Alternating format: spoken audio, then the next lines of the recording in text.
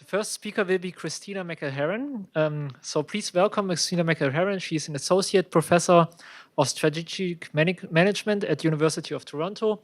Her research examines how digital technologies shape firms, their performance, and the future of work. Kristina is a digital fellow at Stanford's Digital Economy Lab and MIT's Initiative on the Digital Economy. And today she will talk about AI adoption in the US. Please join me in welcoming Kristina McElhera.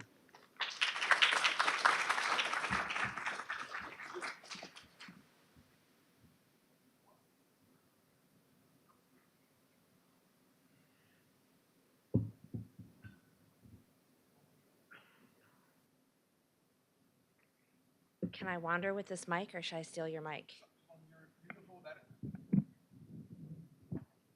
How's that? You can hear me? Okay, good. I tend to wander. I'll try not to wander conceptually, just with my feet. Um, so wonderful. Thank you so much for having me. So glad to be back in Cambridge. So happy to see you all here. Very excited for the conversations I think that we will have today. So my assignment was to think about AI adoption and have lots of big thoughts and some research. And then I scanned the horizon a bit for what else is out there so that I'm not just talking about my own things, but I do know those best. So we'll spend a little time with some recent work that I've been doing. A lot of it has been in collaboration with the US Census Bureau. So I have to put my little disclaimer up there. I'm also completely locked out of my data right now. So there's a lot of things that we're working on that progress is waiting on having the servers turned back on. Hopefully that will be soon. I wanted to start my talk about AI by not talking about AI. Because one thing I've noticed having worked on digitization for a minute, as the kids say, and seeing what's happening with AI is I think we've lost the context a little bit. That we are very focused on the new shiny thing. It's moving very fast. I don't think I'm going to stand up here and say this isn't something we should be paying attention to, but it's very useful to understand that this is in a context of a lot of other technological advances and that it is happening very fast, and the fast matters up to a point. And I'm going to talk a little bit about why I'm adding this up to a point caveat. But, we have seen these, very important transformational technologies come through the economy before. That means we know some stuff. We've seen this unfold. We've seen how this happens in firms, and we can use some of that. But if Gordon Moore is right, the pace of change has never been this fast, yet it will never be this slow again. It means that we should definitely put the pedal to the floor as we try to understand how this is unfolding. The other caveat I'm going to put here is that my work is not super focused on Gen AI. So the work that we've been able to do in order to catch this as it's coming through has really been focused on what happened with the advances in deep learning. And most of what I'm going to show you from my own data actually stops right before the introduction of ChatGPT. For some people, that is a deal breaker, and they're going to turn their brains off and say, well, what about Gen AI? I'm going to try to convince you that that is not a good thing to do, and we have a lot that we can understand about some of this historical change. Okay, so working on this, so I was not really doing research on mainframes and databases and desktops. I'm not that old.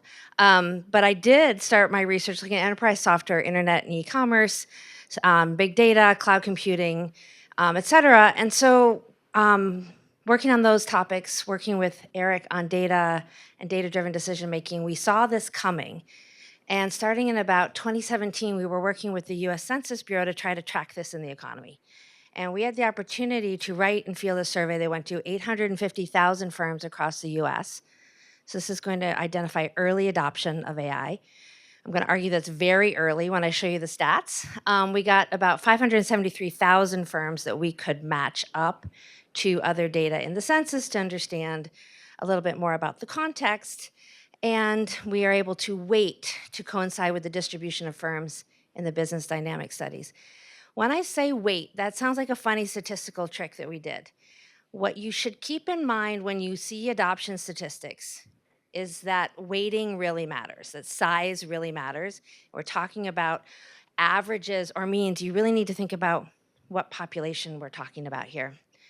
We wrote a novel technology model where we could look at not just AI, so we've got 5 key AI technologies, but also digitization, cloud computing, and some other advanced business technologies like kiosks, which people have also skipped over, but there's been a lot of technological advance in what consumers actually bring to the table when we're looking at digitization. We defined adoption by use in production. I think this is also important to underscore if we're talking about automation, because especially with the rise of these LLMs and generative AI and things that people can play around with on their desktop, there's a massive gap.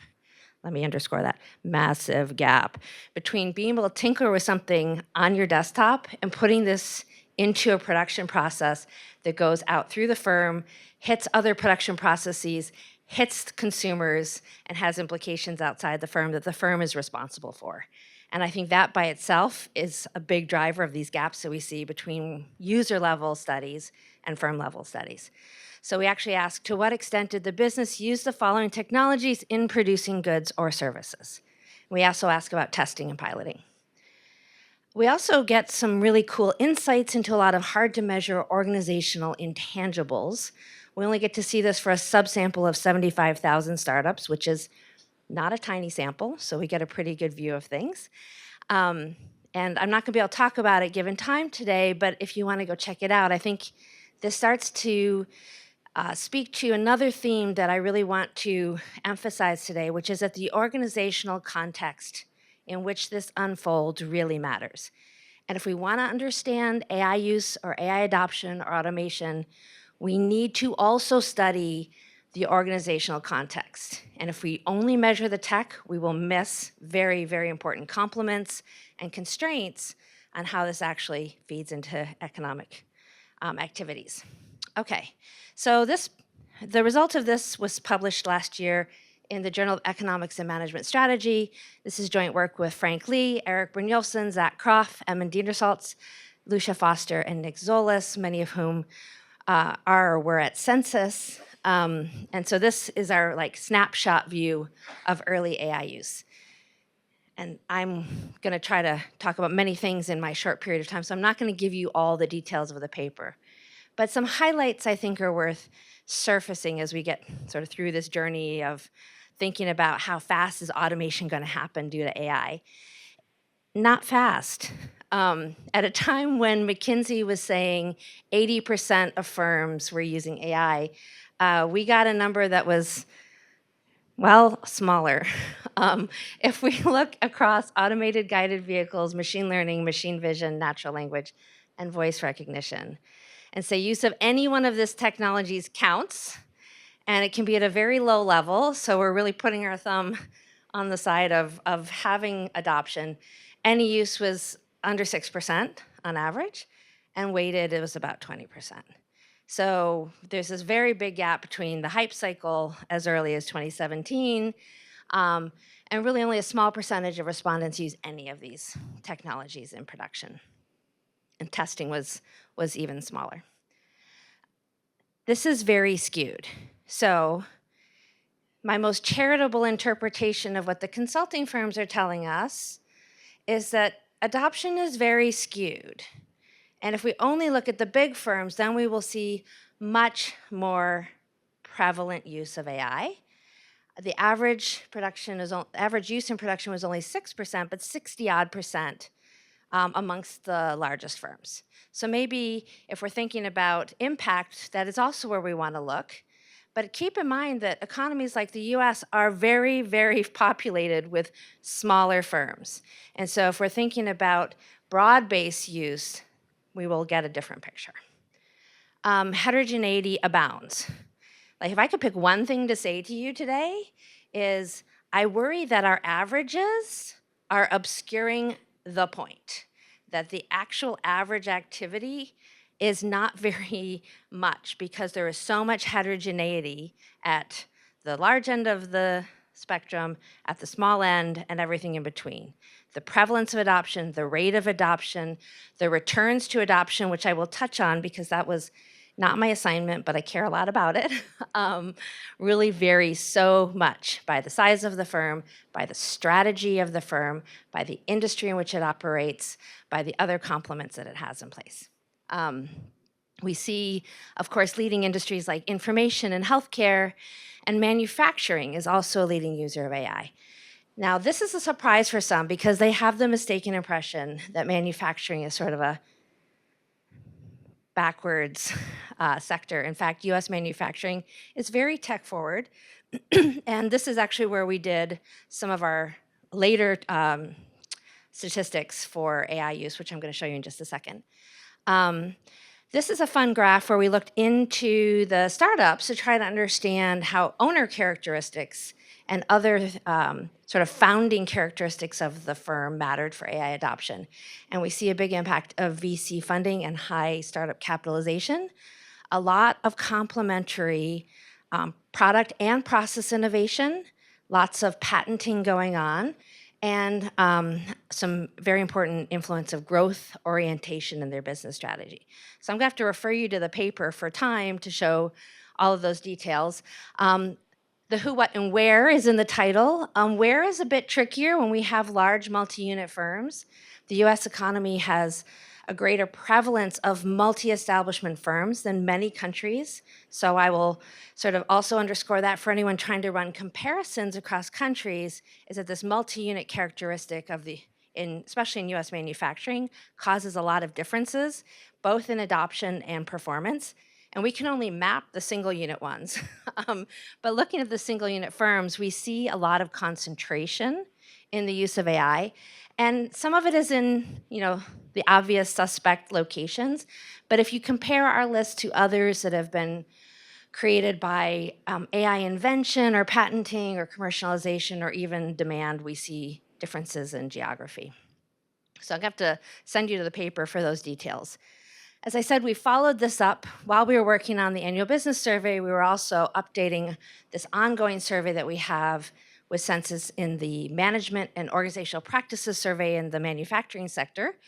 So we're like, well, no one's going to care about data-driven decision-making once AI comes through. So we overhauled that section and added a lot of questions around AI use. So this is joint, again, with Eric Zackroff and MJ Yang, who is a co-author with me on some other census-based projects. So this is the rise of industrial AI in America. We're looking at micro foundations of the J-curve. The J-curve is such a useful model for thinking about how AI and other technologies potentially come into deployment in firms and how we want to think about short-term and long-term returns to that. So in the MOPS, we have some nice things. It's a stab level survey with the Census Bureau. It gets 10% of all the plants in the US manufacturing sector. We have a certainty sample alone that captures 70% of the sector. And again, it's really worth thinking when you're consuming adoption statistics to understand how representative and comprehensive those statistics are. We get a leg up by working with the US government, where the response to the survey is required by law. So we get a 68% response rate. This is our third wave, so we can compare some things to earlier waves. And one of the things that drove our design of the survey that I want to emphasize again, leading back to my first slide, is that AI is not diffusing in a vacuum.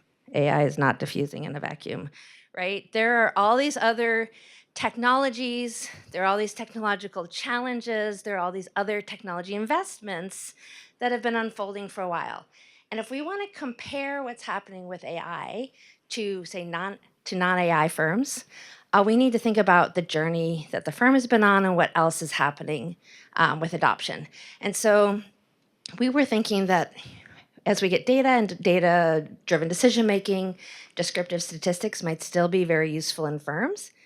And that at some point, though, firms might want to level up to non-AI predictive analytics. It turns out that's still a thing. We can still do things with logistic regression. And then artificial intelligence might be the latest wave of this. I also think we should maybe start to find new language for talking about this, that AI technologies are so diverse and do so many things that lumping them all together might be causing us some problems, but it does make the slide simpler. So we measured the technology context as well, and we asked about a very specific definition of AI as a machine-based system that can perceive and learn about its environment and then make relevant predictions, recommendations, or decisions for an objective that is determined by humans. And part of this definition came from talking to respondents, testing definitions with them, asking what made sense. And they almost universally rejected any definition that did not put humans in the loop. They said, we don't do stuff that just gets to go make decisions, but there's always a human element to what is going on. I think that's very important for how we think about the development and deployment of this tech, but I think it also matters for how we understand this measurement. We tried to triangulate on AI use. So the ABS work taught us that there's different technologies, there's different applications. Talking to managers, sometimes we have to nudge them to think about where the AI could be hidden in their operations. So we asked about the functions that they might use it in for quality control, equipment maintenance, sales forecasting, supply chain management, et cetera. And then also some key leading applications like predictive maintenance, which is a big deal in manufacturing. I can't show you all those breakdowns because the average adoption rate is so low that when we start to slice it, we start to violate the census disclosure rules. What I can tell you, I know, this is a fun game we play. That's probably a discussion for over beers. What I can tell you is that we see, again, lots of digitization in US manufacturing, 91% average use of digital information, lots of cloud computing, lots of use of descriptive statistics. But I know maybe you thought that everyone had gotten the data-driven decision-making memo. They'd read mine and Eric's work. Not quite. We're still at under 3/4 are using descriptive analytics in their operations. Predictive analytics, though, is close behind at 65%. And if we say any of those uses, any of those lines that I showed you has any use in production at all, so like I said, we're really putting our finger, our thumb on the scale to say, can we find any adoption? We're only seeing about 23%. And if we use the specific technology measure, it's even lower. So this is much lower than I think a lot of people are walking around expecting. I'm biased because this is our work, but we worked pretty hard to make this a high fidelity measure of actual use in production. So I think the news is that this is happening slower than people expect. The next question people ask is why? So we anticipated that and asked questions about barriers to adoption. And so the lead barrier that we found that was reported was that it was costly. Now, we don't have the luxury in the survey of asking follow-up questions. We can't have complicated questions. Our survey has to get approval from the Office of Management and Budget in the US government to say this isn't going to be too costly for people to fill out. And so this probably entails other, the cost of the software, the cost of the tools, maybe the cost of fine-tuning or, making it work specifically in that operation. It could be also some of the adjustment costs that firms anticipate, but cost is a big barrier. Finding a use case was also a big barrier. And if you look at some of the other surveys that I'm going to flash before you that are trying to understand this, the lack of use case or this doesn't apply to my business is a very big driver. And so I like to think of this as evidence of the co-invention problem. So my advisor, Shane Greenstein and Tim Bresnahan, coined the term co-invention back in the 1990s about this idea that we can't just put technology into firms and hope that it works like magic fairy dust. We have to figure out, invent, and co-invent how the processes and the technology will work together. And I think this is a big challenge right now in firms. And then there's also a skills gap. So those were like the leading reasons why this is happening slower than many would have believed. We did some correlations to look at maybe what is driving adoption. Like I said, this is correlational. We can't make this causal, but something that I found super interesting was that the use of descriptive analytics, so the use of just basic uses of data, not predictive analytics, not AI, not super sophisticated algorithms, seems to work against the adoption of AI. And one interpretation is that it is substituting for AI, and that what firms need is the right information, not the fanciest information. So I think understanding this context and what other things firms are doing with their digital technologies could be vital to understanding this diffusion. Predictive analytics, on the other hand, seems to set firms up for AI adoption. Having robust cloud architecture is a big deal. So I'm going to look at Mert over here. Firms are not running this on their own IT capital stock. It's their cloud expenditure and being ready to move their architectures into the cloud, or having their architectures in the cloud, that makes a big difference for adoption. We do some work in the paper to try to instrument for AI use. We're using the skill gap barrier as an instrument, but we really don't have time to fight about my IV strategy this morning. We find interesting things with these management practices that are also taking place in the firm. And the next project we're going to work on is actually digging into this line here, which is showing us that if you have very high-powered incentives for your employees, if you promote them and fire them in certain ways that kind of remove their slack for underperforming, this works against your AI adoption. So how you manage your people influences how you adopt AI. That's all I can say for now. And so we also look at whether this is happening primarily among already growing firms. We don't see evidence of that. And then what we see is some troubling correlation between very recent productivity and AI use. So one of the things we did then with these two surveys is we matched them up. And we said, well, we've got a snapshot from 2017 and we have a snapshot from 2021. Can we look at change over time? Which has been really difficult to do in this literature. We can do this for about 55,000 firms. We end up selecting on slightly larger firms because we've got some sampling bias and some survivor bias now, because now these firms have to be around for the whole time. And we do see some comforting but not astronomical growth in adoption. So trend moves up, but trend not super steep is what we see here. I don't have time to get into all the details of those findings. Sorry, not having time is a mantra of mine this morning. There's so much that is exciting here and so much I want to share with you. I probably packed too many slides in here.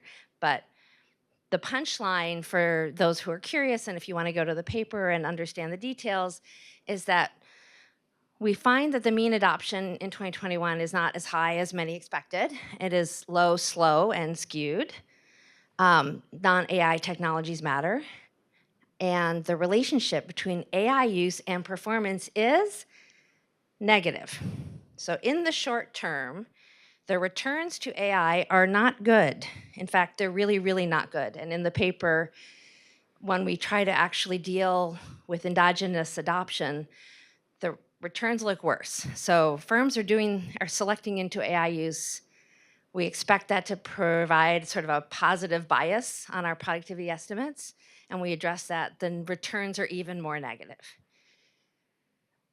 But it improves over time. And so the firms that survive over this period actually do, and use AI, actually do better on almost every metric: revenues, productivity, employment. So in the short term, they fire people, but then we see that their employment increases over time.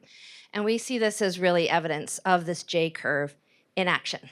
We have lots more details in the paper where we show that this is not a measurement problem, it's an adjustment problem. And we see fallbacks in management practices, we see rise in inventories in these otherwise lean production processes. Something comes unglued when firms try to put this into practice. And so there's a lot more work here to understand the mechanisms. I have some follow-on work. I think we're gonna need a different level of analysis to really get at this because we're going to have to go down into the production process level inside these firms to see what's happening. But we do see lots of things worth some concern. So we see the organizational adjustment and we see lots of heterogeneity. And Kristina, for those in the audience who don't know the J curve, do you want to take 2 seconds to talk about that? The J curve. So the J curve, I think, I'm not sure if Eric coined the term, but Eric definitely did early work on this. The J curve is this idea that over time here, if we're going to look at returns, we can expect this for measurement reasons. And Eric's done a bunch of work with Chad Severson and Dan Rock showing that if we are not measuring intangibles well, in the short term when we see adoption, we're going to see declines in performance, actual negative performance, that eventually shoot up over time, possibly are overestimated. What we show in this paper is it's not a measurement problem. It is an actual decrease in the output, is an actual decrease in the efficiency, is an actual decrease in employment in the short term that then improves over time. And so it gives this J curve performance effect. Did I do a good job? Thank you, Neil. Okay, so we're not the only ones to measure AI. I did a little research on what else is out there for your sakes. There are other direct surveys, which I'm very excited to learn about. There were other follow-on years of our survey, but they changed the questions. But they still cover AI, so we can get some insights into change over time. The Business Trend and Outlook survey is a new survey that they've been running that gives us 2-week rolling views of recent adoption. Again, it's rooted in very similar approaches to thinking about use in production. The European statistical agencies are, of course, not letting this go by. In fact, they got a head start on some of this as well. We have some workers level surveys, which are very good for looking at LLM used by individuals, but I think there's a massive gap between that signal and what we're seeing in firms. And then there's private surveys that are being run by the researchers. I found a fun one by some researchers in Maine just yesterday doing a sort of a hundreds of firm level surveys to get more information on what's going on. So those are so rich and useful, but we also have to keep in mind that it's tough for them to be representative. I found this fun survey if you want to follow up. The Fed did an analysis and comparison of 16 different surveys. So if you want to go in and look at the varying respondents ranging from 164,000 odd firms to a few hundred, you could see an analysis across surveys. So it's like a survey of surveys. What's not to love there, right? We are also, of course, trying to triangulate on this any way we can with different proxies. Sunny Tambe and Lauren Hitt pioneered this approach in their 2012 paper looking at IT workers, where we think about, well, if we need labor complements and technology together and we can't see the technology, maybe we can see the labor. So Tanya Babin and her co-authors have been doing work like this with Revelio data. We are looking into patents. My current favorite paper on AI in the future work is this paper by Christina Gaffman and co-authors using European data, where we're getting deep into the firm and looking at exposure using patent type data. We have some work in the room looking at research papers and AI research as a signal of where AI innovation is taking place. We have work looking at tasks. One way to think about how this is going to diffuse is to not look at firms, but say, of the types of things that we do, how much of this could be augmented or automated? Those are touchy words these days, by AI. My pet concern in this literature is that we really, to understand the economic impacts of this, could use some really good data on the task content of jobs and how the distribution of that actually looks in the economy.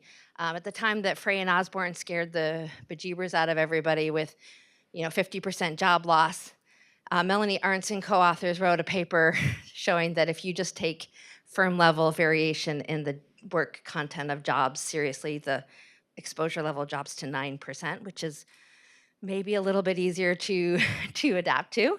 But overall, I think the census is still providing the gold standard here, that weighting really matters, and that we are expecting some high growth rates. Okay, so we got some updates from the stuff I showed you through the BTOS. You know, the response rates are lower, 16% or so, but they do have a lot of information, and as Neil stole my thunder a little bit, we have more up-to-date statistics.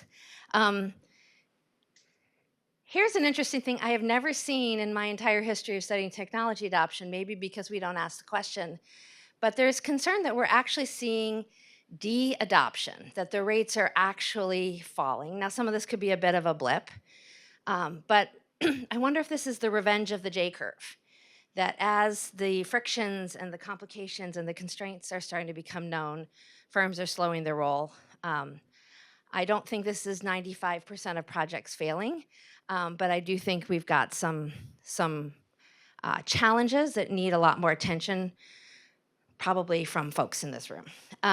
Looking ahead, I was asked to prognosticate, which I hate to do. Paul Krugman wrote the day before yesterday that we are facing some economic headwinds. We're, of course, very worried. Anyone who's been on LinkedIn lately is very worried about AI and jobs. And I think the economic uncertainty is a big problem for the jobs. I'm not actually convinced that AI is taking all of our jobs, but I do think AI is getting blamed for job loss at a time when we have lots of uncertainty. And what we know in the economic research is that uncertainty is problematic for investment. And I think this is going to further slow the diffusion of these things.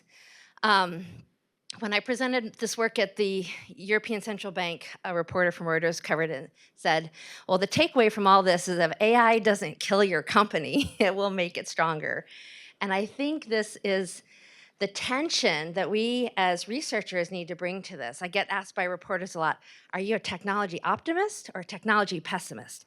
And I say yes, because I think we have to hold both of these competing tensions in mind. My conclusion, I think just on time, is that the deployment is lower than the hype. It is slower than the hype, and it is very skewed by size. So if you're looking at statistics, ask yourself, is this an average across the economy? Is it an average across the industry? Or are we really looking at big firms? The relationship of AI to performance is negative in the short run, and I don't think we should dismiss the real pain that this transformation can cause in firms. These adjustment costs are real. The J-curve is a thing. Heterogeneity abounds. And I'm going to end on where my mind is going with this right now. I think it is lovely and important, vital to understand what is happening with the technology. But a lot of organizational scholars have gotten pushed off their beam. We know what happens in firms. We know about the mechanisms that are going to enable or constrain this. And I think when we ask about how fast automation is going to happen, we should avoid the Turing trap conversation about what does AI do compared to humans. I think this is a Turing distraction from those of us who know about firms and economic processes and need to have a bigger voice in the conversation so that some of this slowness doesn't catch everybody else by surprise. Thank you very much.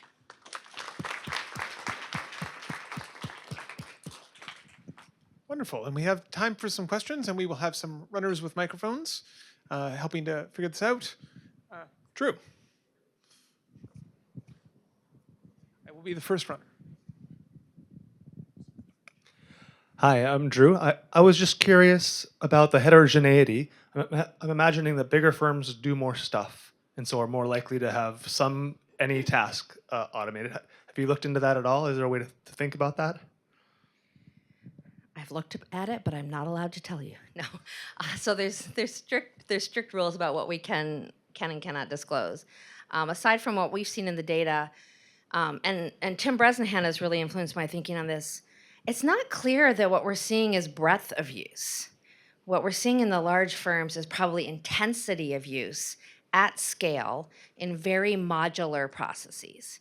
And so I think there's a massive difference when we think about intensive use across a few activities versus broad-based use across interdependent activities, especially in a tightly coupled system.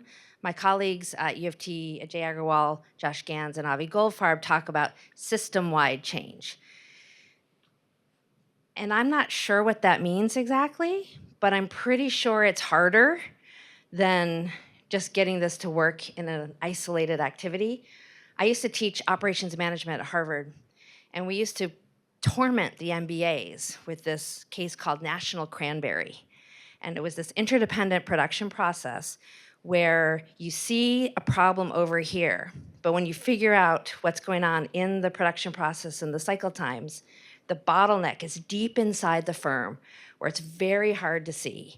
And we trick everybody into wanting to solve the problem here, and then we show them that they're, missing the boat because the problem's over here. And as soon as they fix the problem, guess what happens? The bottleneck moves somewhere else that's hard to see. And so the whole thing just really drives home that when you're dealing with these tightly coupled processes, a change anywhere creates new problems somewhere else, and being able to see it is already a problem. And so I'm very suspicious about how much of that interdependent, broad-based deployment is actually taking place. So if I can, let me follow up, because I had very much the same thought here. Even if you just look proportionally, right? If you think like a firm that is 10 times as big, and you sort of just do the math, is the increase that we're seeing, is it just like they're bigger and therefore there is more adoption, or do we have some measure that allows us to separate those things out? So you mean in terms of looking at, so when we weight the adoption, so the bigger firms will definitely push up the average. But are you saying that they're becoming so much more a part of the economy that that's what's driving the diffusion?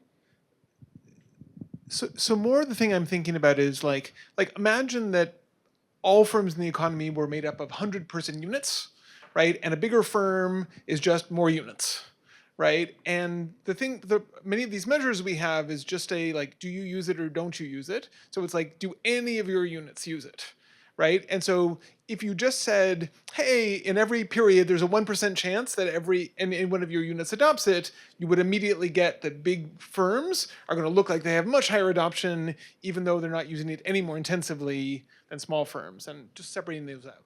Yeah, so that's a great question. We did look at that a bit, and this was more in the earlier paper, and I recall that is not driving what we're seeing.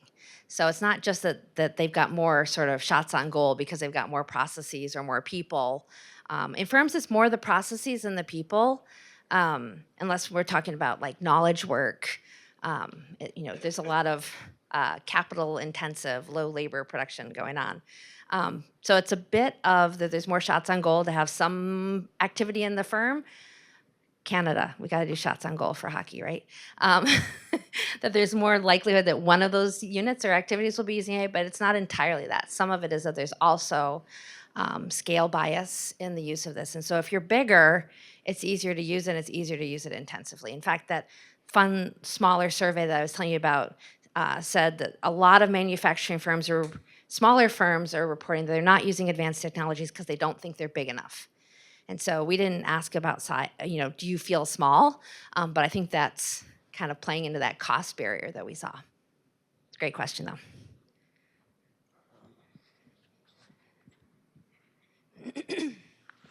So what is about the adoption that you, it's a mean question, I guess, the adoption that you don't see in the data. So, Shadow IT.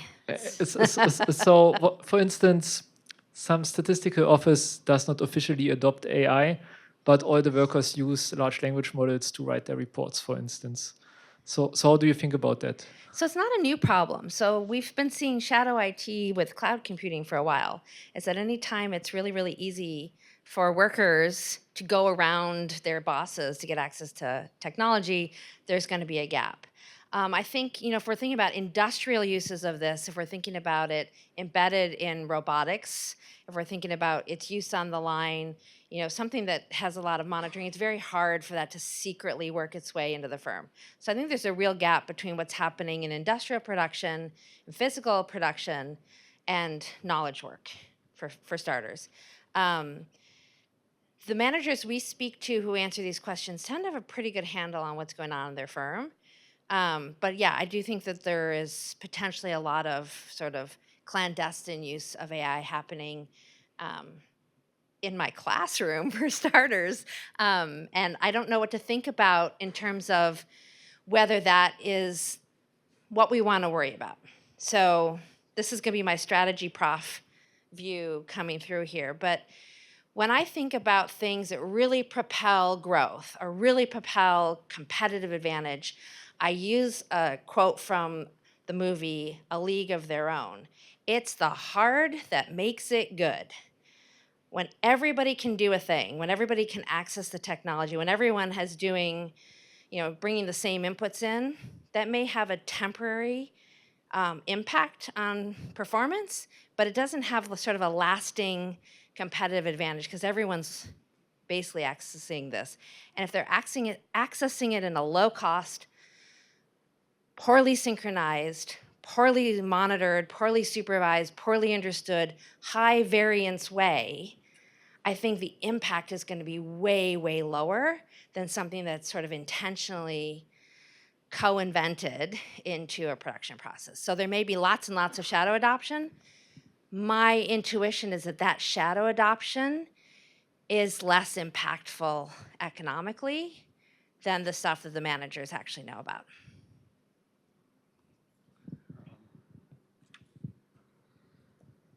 So this question is on a similar line. I'm thinking about kind of like the boundaries of what counts as adoption versus what doesn't. So if we can use like restaurants as an example, I'm sure if you surveyed individual restaurants, most of them would be like, no, we're not adopting AI unless it's like McDonald's or Tim Hortons, to use a Canadian example.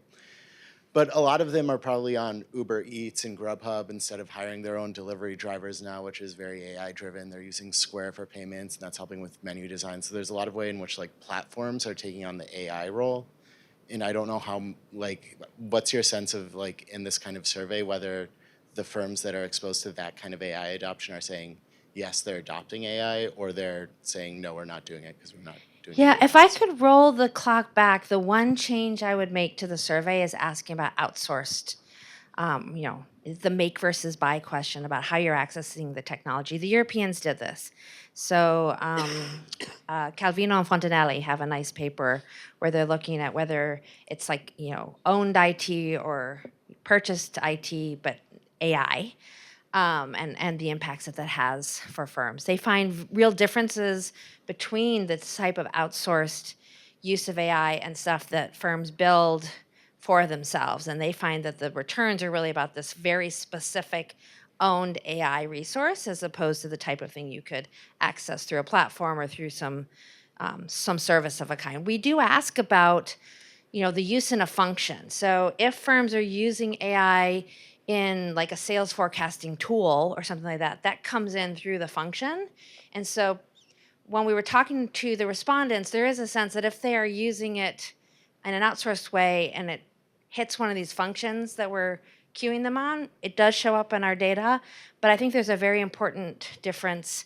I have a whole other paper on how this matters with cloud computing. I'd be really surprised if it didn't matter with AI.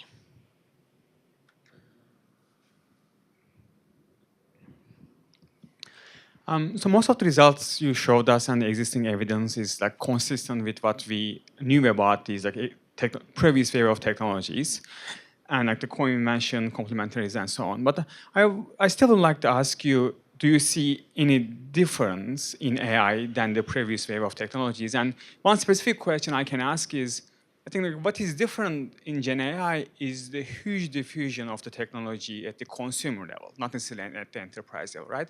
So I think this is completely different from the previous wave of technologies, and this can have an impact on like the enterprise adoption differently from previous technologies. I guess like this is a specific question, but more generally, do you see any difference in Gen AI relative to previous wave of technologies? So whenever I'm talking about Gen AI, I'm out over my ski tips a bit because it's not in my data, and I like to talk about the stuff that I've sweated blood and tears for years over to pin down with hard evidence. Having these conversations, talking to individuals and business folks, there is a sense in which familiarity with the technology by consumers seems to be pushing firms a bit to do more with the technology. That when there's an awareness on the customer side that a firm could be using a technology, there's a bit of a technology pull that is coming from the consumer side. The thing that I'm also seeing, though, is real bifurcation in consumer preferences around AI, that there is lots of widespread use, but the concern and the skepticism and like the rejection of the model is also growing, and that there's tremendous groundswell of opposition to what this could be doing to artists and art and creative activities, whether this is harming learning. And so at the same time that I'm seeing this widespread consumer adoption, I'm also seeing opposition that I was a dot-commer. I didn't hear people hating on the internet on the daily. And I do see that with AI. So I think that is very different as well. And how that opposition is going to play out moving forward is very, well, I'm not going to be the one to put my prediction on the record. Sorry. Kristina, thank you.